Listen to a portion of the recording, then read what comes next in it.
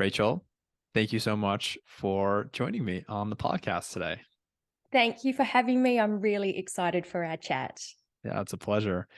So I'm wondering if you can just start out by telling us a little bit about you and the work that you do. Yes, I am. My business is actually a few different streams, and it ended up that way by design. So it's going to sound a little random when I tell you, but one stream is doing workplace wellbeing programs with corporates. The other is teaching earth mindfulness and meditation to adults and children. And the third is training and development for administration professionals, which was my former career for nearly 30 years. I worked in corporates supporting chairs and CEOs, high profile business leaders and change makers, really high pressure previous career. So this is a really nice change to be able to dip in and do some more gentle and soft and grounded kind of stuff as well. Lovely. And we're definitely going to get into some of the workplace stuff and how you support people and organizations and their well-being. But I wanted to start in kind of an interesting place. We've had, a conversation offline, and um, you are located in a very cool but unique part of the world. And because of that, over the past few years, you've had an experience that some of us have had, but maybe to a heightened degree. And by that, I mean experiencing lockdowns where you are. So, can you tell people a little bit about where you're located and what it's been like for you for the past few years being in a region with very, very heavy lockdowns and what that experience has been like for you and the people around you? Yeah, I really love that question because we were in a really peculiar situation here in Australia. I'm based in Victoria, which is an eastern state down towards the south, underneath Sydney, for anyone who knows Australian geography. And we were the first city in Australia, here in Melbourne, to experience COVID in full. And it was really odd. The rest of the country closed its borders to us. So we were disconnected from the rest of the country, couldn't see family, couldn't see friends anywhere, couldn't travel for work anymore. And it started off with, I think it was a 5-day snap lockdown. And that was a bit of a shock, but I'm sure just like everybody else, you notice gradual changes around you as we're leading, while things were starting to really heat up, like shops becoming less busy, restaurants starting to close, people seeming, you could feel the anxiety in the air. And then this snap lockdown that went, long story short, it went on and on and on. It happened, I think we had 3 or 4, and the one was meant to be 5 days and it went out to like 72. We had these massively extended lockdowns. So over the entire sort of the height of the pandemic period, I think we were locked up for more than 200 days. These were very, very long stretches in time, and we had really strict rules that we had to abide by, which were one person from the house could go grocery shopping only. All the schools were closed. There were no sporting clubs, no gyms open anymore. You could only have takeaway food from restaurants. So, of course, our hospitality industry really suffered. And we had at one point a ring of steel around Melbourne City, so 25 kilometres. I'm not sure what that is in miles, but it's not very far at all. It's probably a 10-minute drive. So you could go a 10-minute drive in either direction of your house, which meant you're even disconnected from your local community. And we were allowed an hour outside of the house for exercise every day. So it was really intense. In the beginning, it was kind of a novelty. I think everyone's like, well, this is fun. We don't have to go to work and we're all here together. But as you can imagine, that started to wear pretty thin for a lot of people pretty quickly. And I think what's happened is, because we had to be resilient and just get through it because we had no other choice. And there was always someone who was doing it a little tougher than, you could speak to anyone, someone was worse off than you. I don't think people have really understood the impact of it on our psyche long term, because I'm still seeing a lot of just fatigue and tiredness and unsettledness now that we're out in the open. So it was only at the time of recording, this podcast together, it was only this time last year that we were really free and thinking, okay, well, we will get to see our families for Christmas. Like, it was wild. Wow. That was a lot. No, I mean, wow. So I'm just going to go back for a minute to one of the things that you said, only able to go out and exercise for an hour a day. So there were actually restrictions on outdoor activity as well. Yeah, absolutely. Playgrounds were closed, and there was an 8 p.m. curfew, which I magically forgot about. So Mhm. you had your 5 a.m. To 8 p.m. was the Mhm. only time you were allowed out of the house. And we certainly had some version of that here, although those really strict measures really were just in the very early stages of the pandemic. And it sounds like for you guys, that really went on and on. And you were speaking to like the psychological fallout of that, the impact of that. So it's been a year since those lockdowns have let up. And say a little bit more about like what you've been noticing in people. You mentioned like fatigue, still are people complaining of like other like health impacts or difficulty getting back to work or like not wanting to engage socially with people? What, just curious, what else? All of the above, and organizations are finding it really tough to drag people back into the office, and our city almost died at one point. The city center itself, like walk through, like Melbourne used to be such a thriving, it was the cultural hub of Australia. It was known for its food and its restaurants and cool little bars and just this thriving art scene, and it's getting back there, but it's not like that. People are still, some are still feeling really hesitant to go out and socialize, and you have just this general sense of really limping to the finish line. There's not much left in the tank. I think the resilience tank has really been worn down.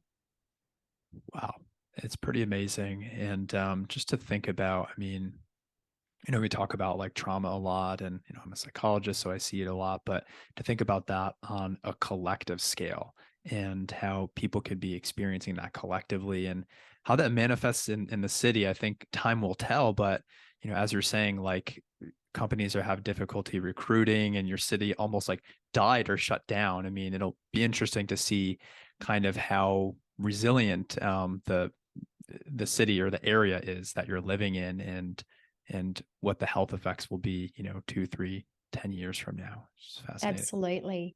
And I think also, everyone's been through so much, even in their workplaces. Businesses have had to pivot and be agile to move with whatever the external landscape's throwing at them. So people are just feeling this frictional cost of change just with the work they do as well. And there was a point where people were just able to get through. Organizations were just able to tread water. And it seems like things have become even busier than they were before. And people are finding it really hard to find balance. And I think that layered on top of, their own state and needing to replenish themselves, it is going to be really interesting to see how Mhm. things unfold. What are some of the things that organizations are doing to accommodate like this transition period and the difficulties people are experiencing? Are they focusing more on individual wellness? Are they introducing like other programs? Like, is there anything that you've observed that organizations are doing differently? I feel like, based on what I've heard working with clients and speaking with the community, it feels like some of the good work and the effort that was made in the pandemic to care for employees, because they had to look after them because everyone was going through a hard time. So they were very careful with ways of working and best practices that wouldn't burn people out, that would allow them space, get away from Zoom fatigue and all the things. And I feel like some of those really important conversations, like, how are you, but waiting for someone to say how they are and being fully present in that moment, that is starting to slip away. And I think that because we're in this economic downturn as well, organizations are under their own pressure. So they expect a lot of people, they need a lot from people so they can survive. So I'm not seeing, I think it's still front of mind, making sure employees are well. But I do think in this ramping up to get ahead of the downturn is at a little bit of a cost of people's well-being at the moment. They're probably not doing enough. Yeah, I really appreciate the point that you made there about asking like how people are. And sometimes like that I think sometimes that is enough. It's not always enough, but just asking that and like you said, genuinely waiting and listening for a response. And when people feel like they're heard, even if there can't necessarily be any changes that come out of that, it can really feel like a load lifted off people, and just to know that they're seen and validated in their work environment can make a huge difference. So those simple things that managers or supervisors or colleagues can offer people, how are you? Like, let's take a couple minutes to process things. That's huge. Yeah. Yeah. And I think sometimes as humans, we look for the most complicated way to do things, but it really is those simple, small things that are most meaningful to people. Absolutely. So you're working in a space now where you're helping to support wellness, but you've kind of been on your own journey of experiencing workplace wellness or lack thereof. So tell us a little bit about what that was like for you and how you got to be doing the work that you're doing now. Yeah, I was a little bit of a slow learner around my well-being. I am I think we someone all are. who would probably have been described as a workhorse. So I have a tremendous capacity to take on more work and get through it, like deliver, but also absorb other people's pressure. And that was the kind of work that I did, being an executive assistant, looking after the most senior people in an organization. You know, they don't get to where they are because they've got their foot off the pedal. It's really intense. So when things are, and having the visibility of everything that's not going well. So it was quite an isolated role as well. I couldn't have really deep connections across the organization where I could be supported because I was privy to such sensitive information. So working the same hours as the people I supported, having the same amount of pressure essentially. And so that meant being on call a lot, almost my whole career, so 27 years. Some roles, people took it a little too far. Most were okay, but having to be available to everybody because that was the nature of the work, being this social buffer in an organization. So there was no space to disconnect when I had vacation, really. Even when I lost family members, I'd be on my way to a funeral and I'd still reply to an email because I knew that it would hold things up. And it was a very gradual thing where I missed the little red flags, my burnout. I mean, over the years, it was suddenly just disconnecting from doing the things that gave me joy because I was exhausted at the end of the week and I needed to recharge because I'm an introvert. So I really do need a lot of alone time. If I'm showing up for others, it does sap me a lot. And so I stopped doing the things I love. Eventually my sleep became really disrupted. So I was wired, but exhausted. So I've always been an early riser between 4:30 and 5:30 without an alarm. So, but I was waking up at say 3 in the morning and I was wide awake, but it would take me hours to get to sleep, even though I was exhausted. And then by 6 o'clock in the morning, which was when I'd leave the house to go to work, I'd get ready, put my makeup on, and then I'd feel like I needed to lay down and I could have gone to sleep completely at 6:30. So I was dragging myself around, brain fog.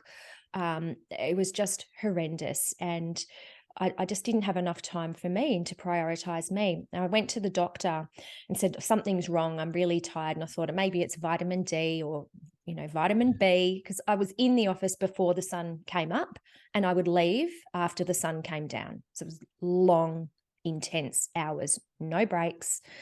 And the doctor ran some superficial blood tests and then when I went back, she said, oh, look, it's probably your age because I'm in my 40s, mid 40s at that point, probably.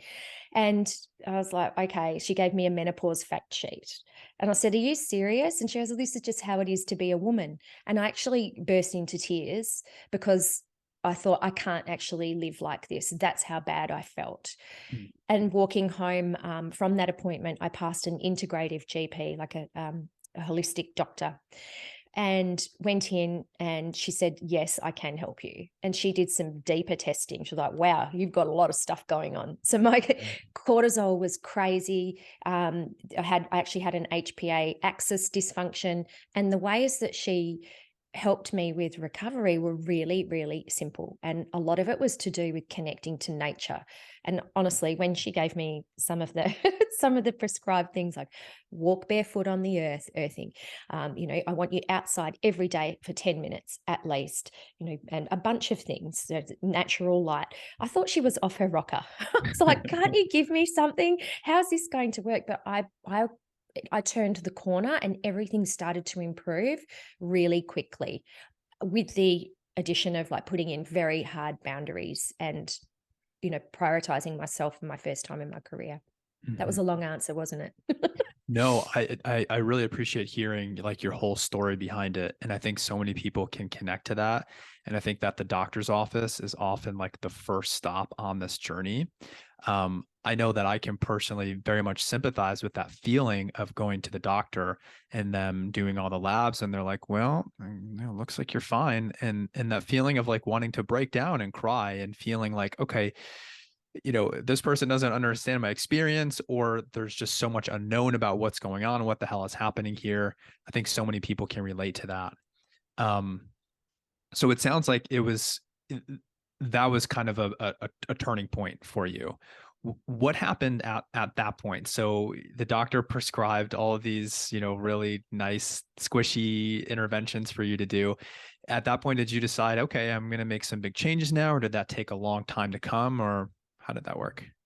No, I'm a bit of a nerd. So if you tell me to go and do something, not only will I go and do it, I'll make it my business to understand why and everything else. So I took it on as like a project. I still couldn't take my foot off the pedal with my own well-being.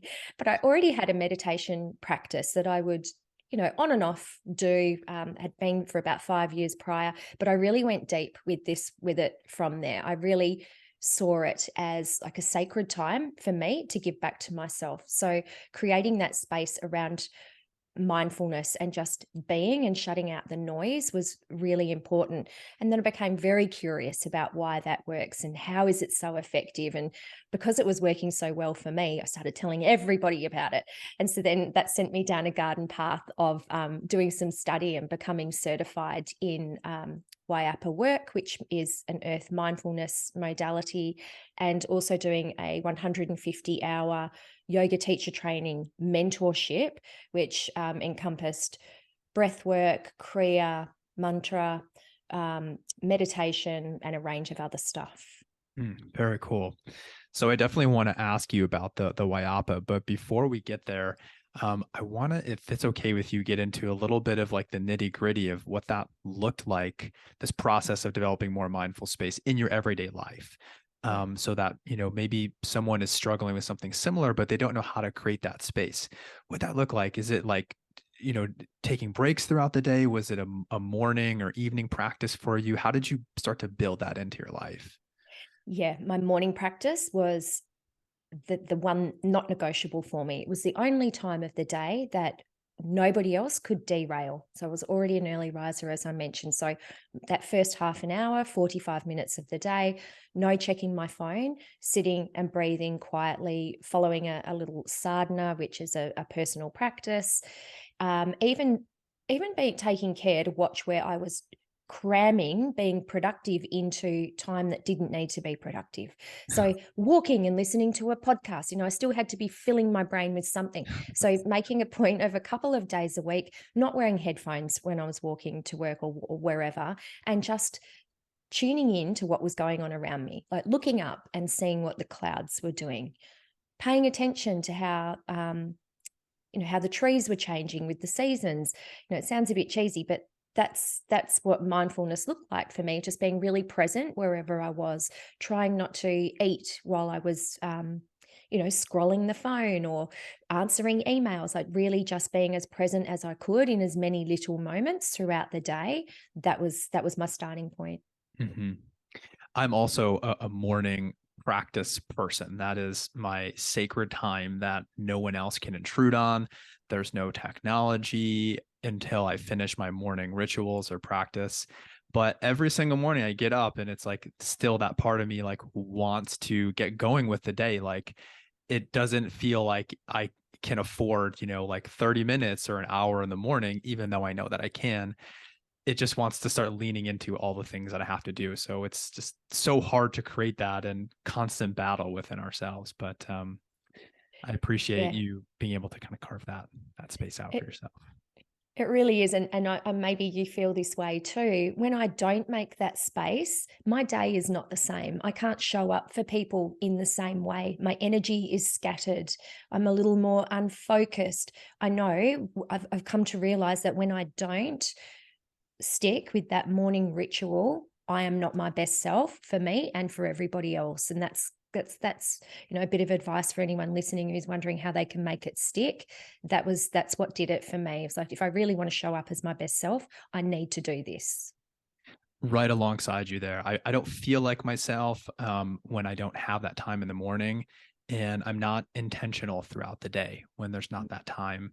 And hopefully, like as people start to create that space, it starts to feel like less of like a chore or responsibility, but because you notice it having a positive impact on your life, then you want to, at least there's a little bit more motivation there to do it versus feeling like, oh, I have to do this or someone's telling me to do this.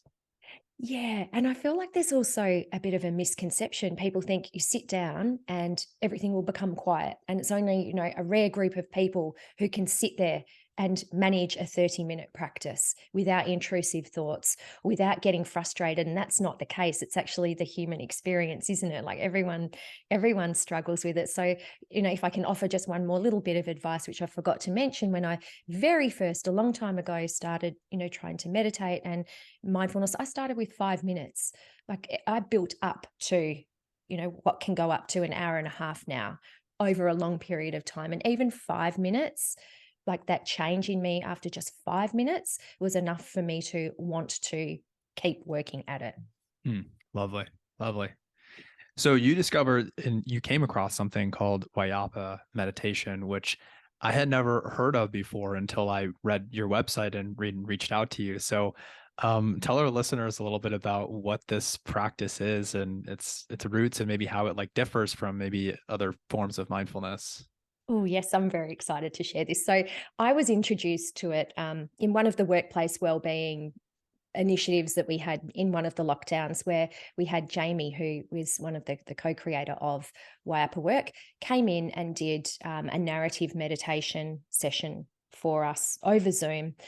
And I was so taken with it. Like I was just, it really spoke to my heart and my soul. So Wayapa it's a modality that is actually a movement practice that is a little bit like Tai Chi. It's very soft and gentle and flowing, overlaid with narrative meditation.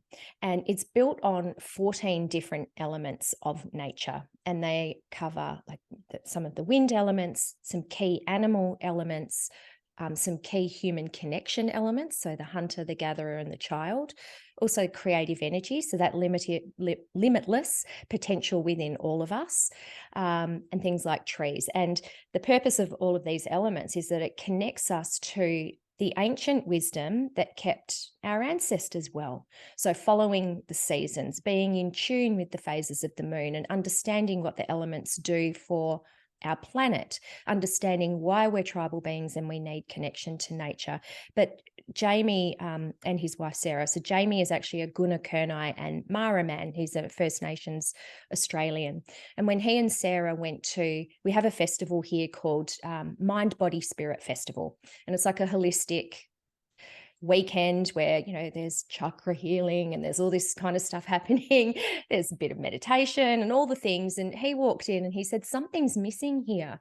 And Sarah said, like, what is it? And he said, well, it's earth. Like, where's the connection to earth? And where's the connection to nature? And Aboriginal Australians, our Indigenous Australians, are deeply connected to land and very in tune with nature. So their belief is that we can't be completely well if we have this disconnection to the land in which we live and the planet, and the disconnection to nature and the reciprocity of giving to receive with it. So over the space of about a year or so, maybe more, built this modality and got the permission from his elders, or the blessings, to share this ancient wisdom. So it's not an Aboriginal practice as such, but it's leveraging the wisdom that kept them well for 80,000 years.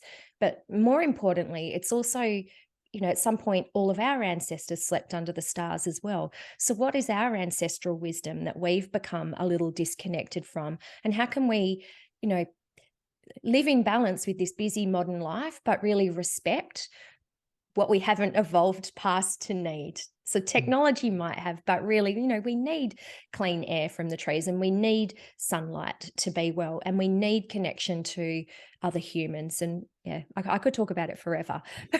In a nutshell, that's what it is. It's so fascinating because I always just think about meditation on just such a personal, individual level. Like, we're training our mind, we're training our relationship to ourself, and even as a spiritual practice. But all of that is still contained like within the individual. But it sounds like you're talking about really reflecting on and getting connected to all these other elements that we are a part of, all these other factors that we are connected to.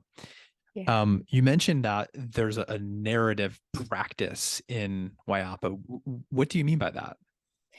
Yeah, so it's actually talking through what each element does for us and what gives to us, and inviting people to connect to that and reflect on their own. So I know the listeners might not be able to see me, but doing the earth movement, like it encourages you, like with the actual physical movement, like inviting you to recall a place in nature that's really special to you. Like, what does it feel like? What is the texture of the landscape? Like really immersing yourself in it. Mm. And throughout this sort of call to action, like in trying to activate a sense of purpose to care for the earth, because we can't be well if it isn't. We just can't. The earth doesn't rely on us, we rely on it. So yeah, walking, and there are some very playful elements, for instance, like also tapping into the wisdom of animals. So the kangaroo can't go backwards. The kangaroo is an element, cannot move backwards, which is a metaphor for life. But the kangaroo, if you've ever seen one, you'll never see them bouncing around the landscape in the heat of a hot summer's day. You'll find them lazing under a tree, having a scratch, and that's literally one of the movements. And like acknowledging our own need for rest, for self-care. And you can imagine that's quite funny when you're in a corporate environment and you've got asking men to be a kangaroo and stop and have a little scratch for self-care. I've seen all the facial expressions when I'm leading those practices. I'm sure the guys love doing that, being super Yep. vulnerable and acting like kangaroos in front of their peers. But what better way to like break down some of those just kind of conventional barriers between us that exist in the workplace?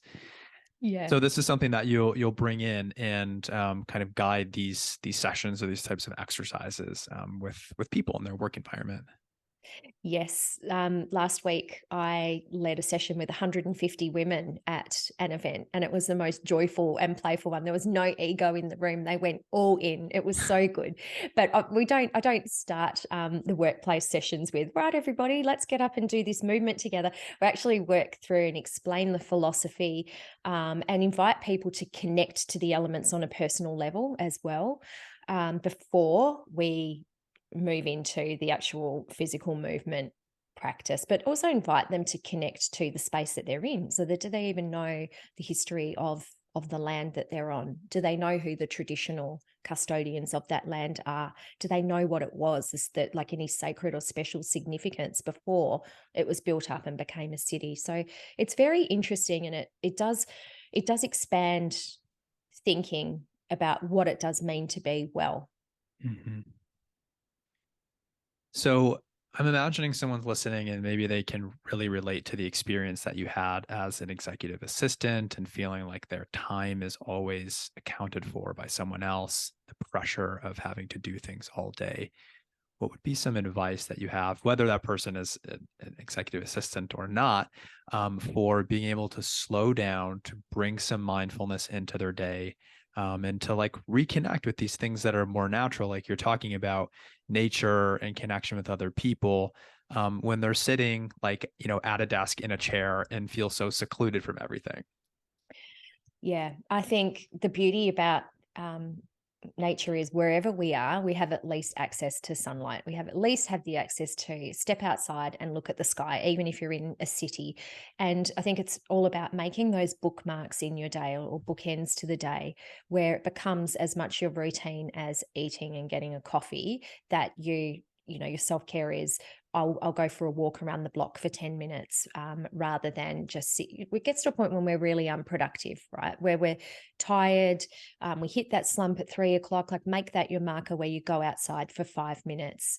That's a great place to start. But also, just in ways of working, I don't know how we've conditioned ourselves to think that we have to sit at a desk all day. If you're being productive, if your output is great, you should be able to get up and step away from your desk. And I think we have this culture of meetings land in your diary, but it doesn't mean you have to do everything. Like, how often do we actually question the purpose, the reason? What do you want me to bring to this meeting? Why me? What is the value that I am going to add? We just accept that if something lands in there, you have to turn up, but really it should be a negotiation. So I've worked with a lot of people whose diaries are just rammed full, and some of it is just nice to have stuff, or stuff where they're a spectator and they don't actually need to be involved. So just zooming out a little bit and getting discerning about how your time is being spent, and who's dictating, where it is being spent, and whether it is the right thing for you to do to actually be there. Because I know from looking after people, a lot of the time you don't. I like that a lot. I'm just thinking about what it feels like for people to feel like they have no control over what happens during the day, and like you said, like other people are planning their meetings for them. That's one of the things. I'm not saying that like this is like traumatizing for people, but it is one of the things that is involved in the process of trauma, is feeling like we don't have like autonomy over ourself or our environment, feeling sort of like helpless. So I love that recommendation around like trying to do a little bit of negotiation around like, okay, this is something I'm going to say yes to. This is something I might negotiate. So we feel a sense of empowerment, feel a sense of a little bit more control and autonomy over our day. I think that's super, super helpful. Yeah. And I think another thing that we're not good enough at doing is, we're good at just taking on more. People don't want to say no. You don't want to not look like a team player. But the questions that we don't ask enough are, sure, I can do this, but what are we going to stop or pause? Because we only have a finite amount of resources, as in humans, to do this work, and now we're all at capacity. So what are we going to stop to make room for this new initiative? And that's a really powerful conversation to start making part of a workplace culture. Mm, awesome. Rachel, you shared so many good tidbits today. Is there anything else that we haven't talked about, that we haven't covered, that you wanted to share? Thank you so much for all of this. No, I can't think of anything, but it'll probably wake me up in the middle of the night. As it always does. That's how it seems to work.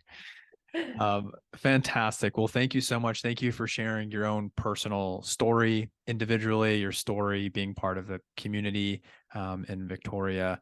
And thank you so much for the work that you do and that you offer to people and organizations. Thank you so much for having me. I've really enjoyed chatting with you today, and keep up your amazing work. Thank you, Rachel. It's been a pleasure.